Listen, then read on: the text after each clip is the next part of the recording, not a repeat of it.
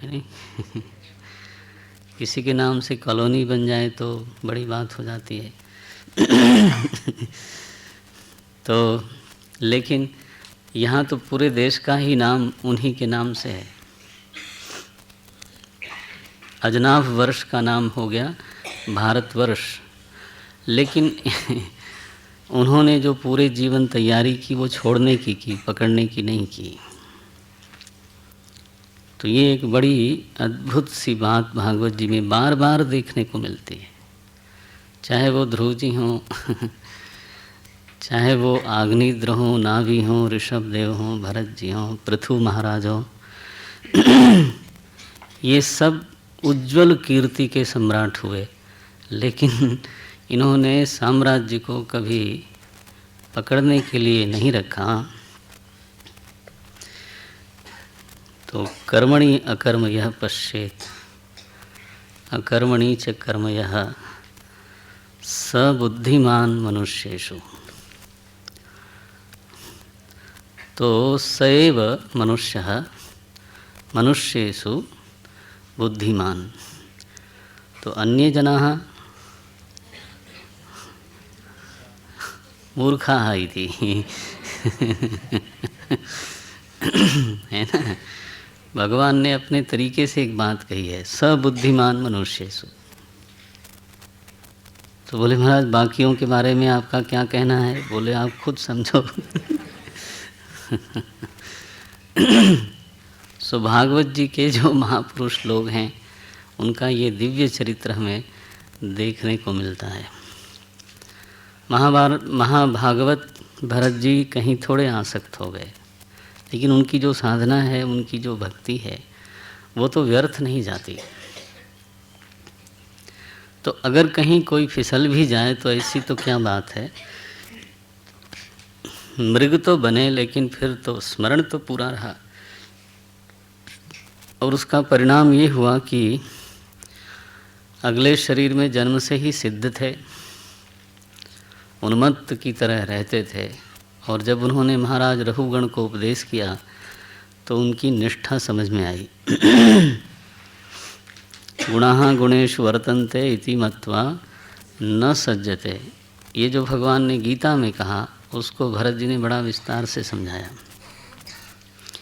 तो 11 इंद्रियां हैं अहंकार वृत्ति के साथ और 11 विषय हैं। आपको बस स्मारयित्वाम श्रुतम युष्माभिः, आपने तो सुना इसको, अब केवल स्मरण कराता हूँ, इस संगति विस्मृत न हो जाए इसलिए। और अहंकार का जो विषय चुना अद्भुत है। अहंकार का विषय कहा स्थूल शरीर। बोले तो इंद्रियों का विषय तो रूप रस गंध है, लेकिन अहंकार का जो विषय है यह मैं हूँ। ये अहंकार वृत्ति ने शरीर को विषय बना करके मैं और मेरा संबंध जोड़ा। ये सारे का सारा ही प्रकृति में खेल हो रहा है। और महाराज भरत बोलते हैं अपनी असंगता का अपरोक्ष अनुभव करो। इस खेल को जो देखने वाला साक्षी है वो है और वो असंग है। इसका ठीक से श्रवण भी करा जाए और इसकी अपरोक्ष अनुभूति भी की जाए। व्यवहार तब तक महत्वपूर्ण लगता है जब तक व्यवहार आसक्ति है। ये 2 उपदेश हुए हैं क्योंकि 2 ही प्रश्न थे। उन्होंने कहा समूल दृष्टो व्यवहार मार्गः। रघुगण का ये कहना है कि व्यवहार भी हमें सत्य ही लगता है, मिथ्या घड़े से जल नहीं भरा जाता। असल में व्यवहार जो है वो सत्य बुद्धि का समर्थक होता है, सत्य बुद्धि को दृढ़ कर देता है। माने हमारी बुद्धि ये मानने में असमर्थ हो जाती है कि जिसके साथ हम व्यवहार कर रहे हैं वो मिथ्या कैसे हो सकता है। बुद्धि के ऊपर व्यवहार का दबाव है। वेदांत में व्यवहार कोई प्रमाण नहीं है। ध्यान दें, प्रमा की सिद्धि, वस्तु की सिद्धि प्रमाण से होती है। वेदांत का सूत्र ये है, लक्षण प्रमाणाभ्याम वस्तु सिद्धि। किसी भी वस्तु की सिद्धि दो तरीके से होती है, उसमें तो लक्षण हो और उस लक्षण को जानने के लिए प्रमाण हो। जैसे पृथ्वी की सिद्धि कैसे होती है, तो बोले पृथ्वी में गंध है, ये उसका लक्षण है, गंधवती पृथ्वी, और उसको जानने के लिए नासिका है। मानो गंध हो नासिका न हो तो सिद्धि नहीं हो सकती, नासिका हो गंध न हो तो। वस्तु माने जड़ नहीं होता, वस्तु माने वसती थी, वस्तु जो है उसको वस्तु बोलते हैं। इसी वस्तु शब्द से वास्तविक शब्द बनता है। अब तो क्लियर हो गया होगा। जब हम कहते हैं ब्रह्म वस्तु, तो माने ये नहीं कि वस्तु कहने से वो जड़ हो गया। वस्तु का अभिप्राय है सैव वसति, अस्ति। तो वस्तु की सिद्धि कैसे होती है? व्यवहार से? बोले नहीं, वस्तु की सिद्धि होती है लक्षण से और प्रमाण से। लक्षण प्रमाणाभ्याम वस्तु सिद्धि। तो कुछ आधारभूत बातें हैं वेदांत की। देखो, जब हम समुद्र के तट पे जाते हैं तो वहाँ जो वस्तु है वो जल है, और इस विषय में प्रमाण, चूँकि त्रिगुण है जल वहाँ पर, बल्कि चतुर्गुणात्मक जल है, दिखता भी है, स्पर्श भी कर सकते हैं, उसमें रस भी है और उसमें शब्द भी है। चारों गुण हैं, चार लक्षण हुए उसके वो। तो चार प्रमाणों से समुद्र की सिद्धि हुई है ना। क्यों? क्योंकि वहाँ चार लक्षण हैं, विद्यमान हैं। नाउ लहर की सिद्धि कैसे हो? तो लहर में लक्षण क्या है? बोले कोई लक्षण नहीं है। पकड़ में आ गया? जो ये शब्द रूप रस स्पर्श, ये जो है शब्द स्पर्श रूप रस, ये तो जल का गुण हुआ। तो लहर का लक्षण अलग से क्या है? लक्षण कोई नहीं। तो प्रमाण क्या है? बोले प्रमाण कोई नहीं, लेकिन लक्षण दिखती है कि नहीं? लहर तो दिखती है, प्रतीति तो है ही है। लहर व्यावहारिक है कि नहीं? और बोले हमारे नाव पलट देती है, बड़ी बड़ी जहाज़ों को चंचल कर सकती है। देखो, आप नहाने जाओ, आपको खींच लेगी। आप डूब रहे हो सकता है बाहर कर दे। तो लहर में व्यवहार है और प्रतीति है, फिर भी वो वस्तु नहीं है। ये वेदांत की कुछ बातें हैं। व्यवहार प्रमाण नहीं है, प्रतीति भी प्रमाण नहीं है। सी लहर व्यावहारिक है, प्रातीतिक भी है, लेकिन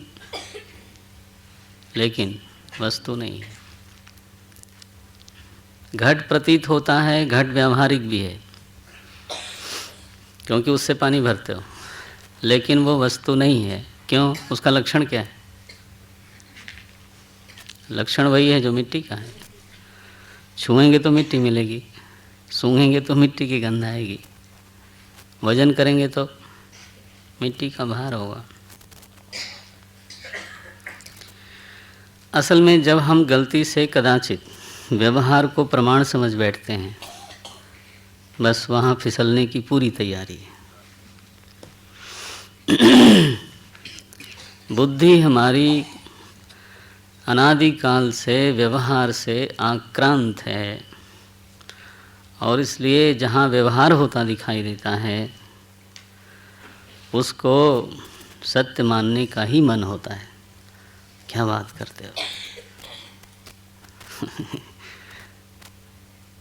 यही बात रहुगण के मन में फंसी हुई है, धंसी हुई है, और इसलिए उन्होंने कहा समूल दृष्टो व्यवहार मार्ग। बोले महाराज व्यवहार तो सच लगता है। बोले जरूर लगता है, लेकिन वो वस्तु नहीं है। कि कैसे छूटे ये उपाय जो बताया है, आप जरा पाठ करिएगा कभी। बोले संतों के संग में जाइए, उनके चरणों की धूली से अपना अभिषेक करिए और जरा व्यवहारासक्ति कम करिए।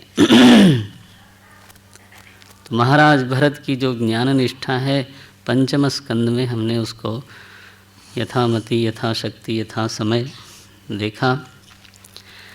पंचम स्कंद पूरा होने के साथ छठ स्कंद में तो प्रायश्चित का एक बड़ा सुंदर प्रकरण आया, और उसी प्रकरण में अजामिल की कथा है। 2 तरह के प्रायश्चित सुखदेव जी ने बताया, साधक लोग याद रखो। मूल प्रायश्चित कहा तत्वज्ञान, क्योंकि अविद्वत विषयाण्येव कर्माणि। बोले जो कर्म है ना, चाहे अच्छा हो चाहे बुरा हो, वो अज्ञानी के ही द्वारा होता है। अविद्वत विषयाणि एव कर्माणि, कर्म तो अविद्वान का ही विषय है, क्योंकि अज्ञान से कर्ता भाव सिद्ध होता है, उसी कर्ता से फिर कर्म होता है। तो सुनो परीक्षित जी, असली तो जो प्रायश्चित है वो ये है कि तत्व का बोध हो। विशुद्ध चेतन में कर्तृत्व की गांठ ही नहीं सिद्ध हो सकती है, इस बात को समझो। समझ में आ जाए तो करता ही नहीं रहा तो प्रायश्चित किस बात का। लेकिन साधक की स्थिति में जो प्रायश्चित का स्वरूप बताया बड़ा अद्भुत है। बोले भजन से, कीर्तन से, श्रवण से, शृण्वताम कहा। तो साधक काल में साधनों के द्वारा अपनी वृत्ति को प्रभु की ओर मोड़ देना, वृत्ति हमारी प्रभु की ओर उन्मुख बनी रहे, इससे बेहतर प्रायश्चित हो नहीं सकता। सुखदेव जी महाराज ने कहा, चाहे जितना बड़ा शास्त्रीय अनुष्ठान हो, नारायण परांगमुखः सुरा कुंभैवापगः। बोले अगर हमारी वृत्ति नारायण से विमुख है तो वो बाहरी धुलाई होती है। वैसे ही जैसे कलश में तो शराब भरी पड़ी है और बाहर से उसको हम गंगा जल से धोते हैं, तो अंतःकरण में विमुखता भरी पड़ी है, तो उसको बाहर से अनुष्ठानों से तो हम शमन करना चाहते हैं, शुद्ध करना चाहते हैं, वो ठीक नहीं होता। प्रभु की ओर उन्मुखता से बढ़ के कोई प्रायश्चित नहीं है। सो 2 प्रायश्चित किया, और उसमें नाम प्रभु की ओर उन्मुख करने का एक बड़ा समर्थ साधन है। ये बात अजामिल के कथा में बताई। बहुत ही सुंदर प्रकरण कहा। नाम चाहे हम अपने बच्चे को संबोधित करके भी लें, लेकिन हमारे भीतर कहीं न कहीं ये भाव होता है कि ये नाम भगवान का भी है। तो नाम लेते ही हमारी जो वृत्ति है वो नामी की ओर जाती है, ये एक बात है। और दूसरी ये है कि नामी का भी ध्यान हमारी ओर जाता है। इसलिए दोहरा लाभ नाम में होता है। ये इसलिए अजामिल ने जो पुत्र के लिए नारायण शब्द का उच्चारण किया, उससे भी उसको लाभ हुआ। और इस कथा में संग दोष से बचने की बड़ी प्रेरणा है। तो अजामिल की कथा के बाद तो दक्ष प्रजापति के वंश विस्तार का वर्णन है, और उसी क्रम में सुखदेव जी महाराज ने बताया कि देखो ये जो प्रभुता है ना, ये मतवाला बना देती है। प्रभुता पाई काहि मद नाही। गोस्वामी जी ने कहा प्रभुता मिलने पर मद आ जाता है, क्या करें। प्रभुता बधिर बना देती है, लोग सुनना नहीं चाहते। प्रभुता माने पद मिले, कोई पावर मिले,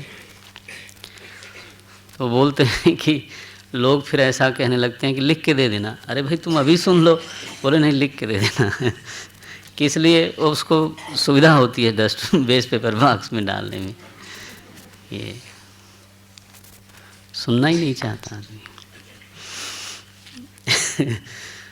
तो इंद्र को जब प्रभुता मिली और भय नहीं रहा कि कोई आक्रमण होने वाला है, तो जब गुरुदेव पधारे तो उनको लगा कि बताओ इनके सामने मुझे खड़ा होना पड़ेगा, तो उन्होंने गुरु की ही उपेक्षा कर दी। बहुत ही मज़ेदार है। कई बार लड़के अच्छे पोस्ट पे चले जाते हैं तो अपने पिता को पहचानने से मना कर देते हैं, है ना इंट्रोड्यूस नहीं कराना चाहते कि ये हमारी माता हैं और ये हमारे पिताजी हैं क्यों, हो सकता है वो देहाती दिखाई दे, बट उसी देहाती ने आपको इस लायक बनाया जनाब से उनको संकट लगता है। ये वृत्ति क्या है? ये एक स्वाभाविक सी वृत्ति है, अच्छे अच्छे लोगों को पकड़ में ले लेती है। इंद्र को ले लिया उसने तो माने बिना आवाज़ के जमाई ली जाए तो बेहतर है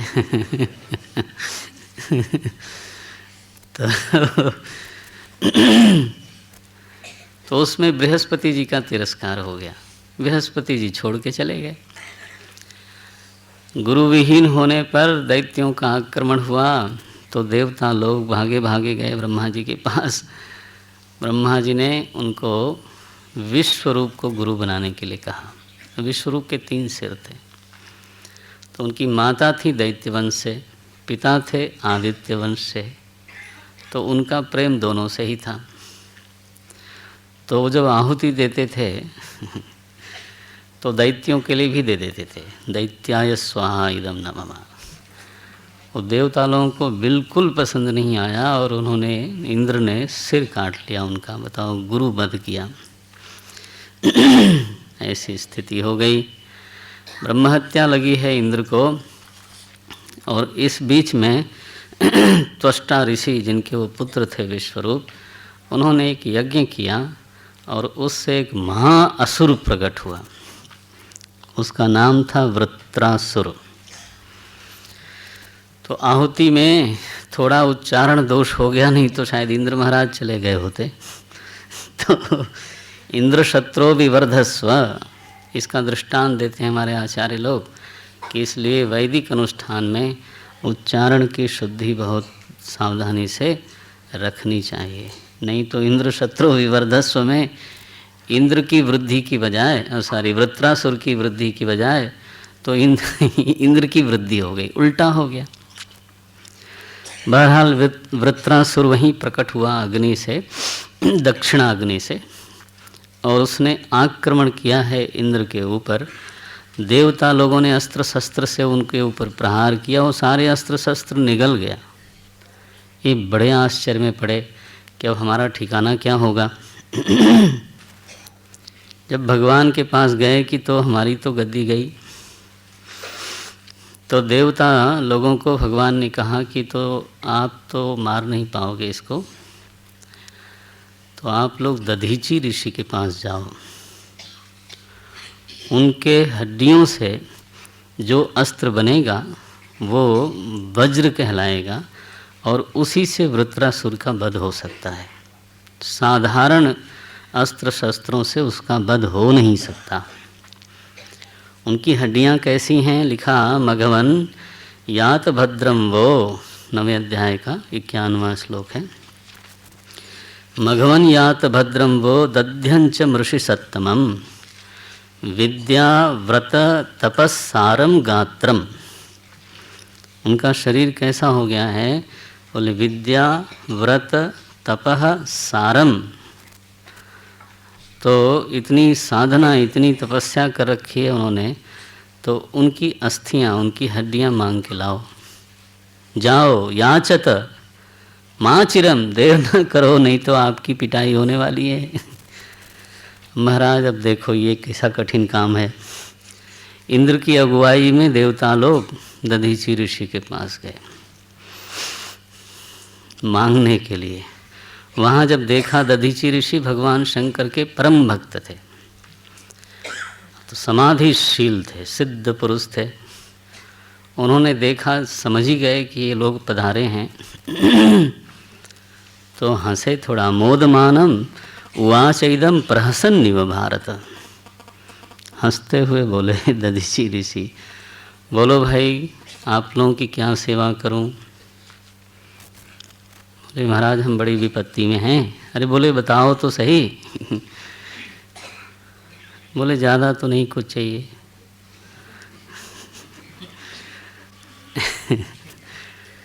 वैसे तो कुछ ज़्यादा नहीं चाहिए, आपकी हड्डियाँ चाहिए। मरो मतलब यही है, इसके लिए हम आए हैं, बताओ। दधीची ऋषि ने विनोद किया, बोले देवताओं ये शरीर तुम लोगों को तो बड़ा प्रिय लगता है, इसके लिए तो आए। तो सभी को प्रिय लगता है भाई। सबके देह परम प्रिय स्वामी गोस्वामी जी ने लिखा, देह तो सभी को प्रिय है। तो तुम लोग सीधे सीधे आके हमारी हड्डियां मांगते हो, शर्म नहीं आती?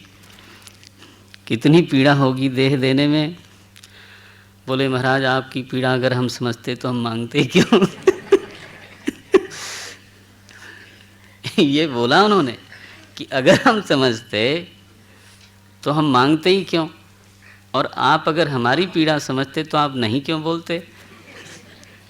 देखो, मांगने वाला देने वाले की पीड़ा समझना नहीं चाहता, और देने वाला मांगने वाले की पीड़ा समझना नहीं चाहता। ये तो विडंबना है। अगर देने वाला मांगने वाले की पीड़ा समझता होता तो नहीं उसके मुंह से कैसे निकलता।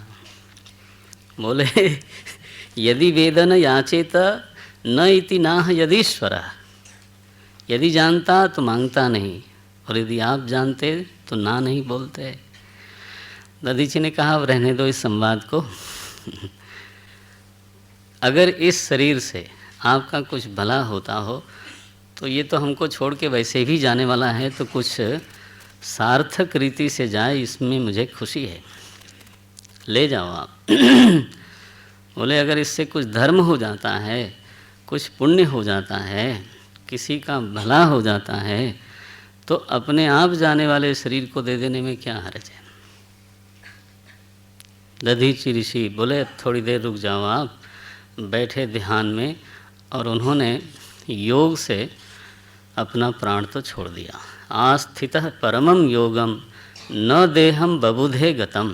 देखो, परम योग में महर्षि दधीची स्थित हुए, और देह कब छूट गया उनको पता नहीं चला। फिर ये लोग ले करके आए। विश्वकर्मा जी ने उससे 100 गांठ वाला वज्र बनाया, और अब वज्र से संपन्न होकर के ये लोगों ने वृत्रासुर पर आक्रमण किया। और जो वृत्रासुर की सेना है वो भाग खड़ी हुई। वृत्रासुर उनको बोलता है भागो मत, वैसे भी शरीर मरता है, रणभूमि में मरो, स्वर्ग मिलेगा, गति होगी। तो शास्त्रों में ऐसा पढ़ने को मिला कि वीर वृत्ति जब मन में होती है तो जीव की जो स्थिति है वो ऊर्ध्व चक्रों में होती है, और इसलिए वीर वृत्ति रहते हुए रणभूमि में अगर किसी का देह छूटता है तो निश्चित रूप से उसकी सद्गति होती है। और जब कायर वृत्ति होती है, ये समझने में बहुत कठिनाई नहीं लगती, ठीक लगता है। जब कायर वृत्ति होती है, पलायन वृत्ति होती है, उस समय हमारी स्थिति बिल्कुल निम्न चक्रों में होती है, और नेचुरली फिर अधोगति तो होनी है। तो बार बार वो आह्वान करता है, लेकिन एक बार पांव उखड़ गए सेना के तो भागे लोग। तो वृत्रासुर अकेले ही रणभूमि में जाता है और बोलता है इंद्र तुम्हारे हाथ में वज्र है, मुझे मालूम है महर्षि दधीची का ये वज्र, इसी से मेरी मृत्यु लिखी है।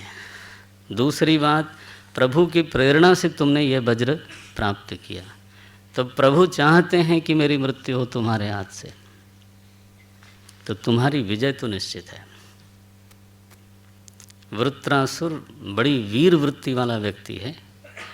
बोलता है मुझे मालूम है जिसके पक्ष में प्रभु खड़े हों, उन्होंने प्रेरणा दे के वज्र बनवाया हो, तो मैं तुमसे विजयी होगा ऐसा मेरा भ्रम नहीं है, लेकिन मैं भागूंगा नहीं। लिखते हैं यतो हरि विजय श्री गुणास्ततः, जो संजय की नीति है ना, यत्र योगेश्वर कृष्ण, तो तत्र श्री विजय भूति,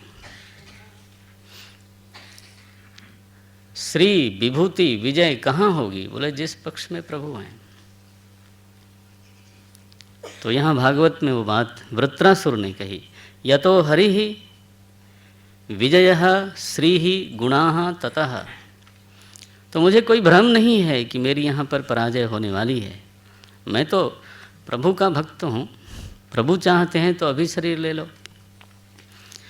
रणभूमि में वृत्रासुर ऐसा अनुभव करता है कि उसके सामने उसके प्रभु, उसके इष्ट देव खड़े हैं।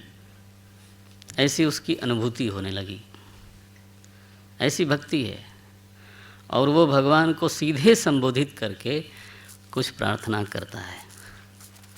बोलता है प्रभु मुझे तो स्वर्ग नहीं चाहिए, ब्रह्मलोक भी नहीं चाहिए, मैं तो आपकी याद चाहता हूँ, और याद विरह में होती है तो विरह चाहता हूँ। न नाकपृष्ठं न च पारमेष्ठ्यम्, ये 11वें अध्याय का 25वां और 26वां श्लोक है। बहुत ही प्यारा प्रसिद्ध श्लोक है भागवत जी का। न नाकपृष्ठं न च पारमेष्ठ्यम्, न सार्वभौमं न रसाधिपत्यं, न योगसिद्धिरपुनर्भवं वा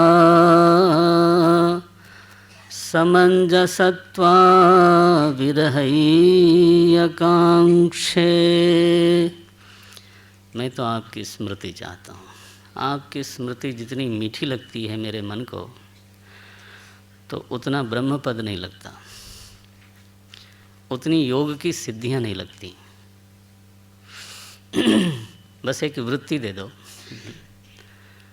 आपकी याद से भरी हुई, आपकी आत्मीयता से भरी हुई, उस वृत्ति में ये बात रहनी चाहिए कि आप मुझे प्यार करते हो, तो सो मोहि बिसर न जाए, है ना। ये वृत्ति चाहिए। विरहय्य कांक्षे, किसी को स्थिति चाहिए उसको दे दो, किसी को लोक चाहिए उसको दे दो, किसी को पद चाहिए उसको दे दो। मुझे स्थिति नहीं, पद नहीं, लोक नहीं, योग सिद्धि भी नहीं चाहिए, अपुनर्भवम भी नहीं चाहिए। बोले क्या चाहिए तुमको? बोले कि वृत्ति का सवाल है। विरहय्य कांक्षे, और वो विरह कैसा हो उसका दृष्टांत दिया है, 3 दृष्टांत दिए। अजातपक्षा इव मातरं खगाः, अजातपक्षा इव मातरं खगाः, स्तन्यं यथा वत्सतराक्षुधार्ताः, प्रियं प्रियेव व्युषितं विषण्णा।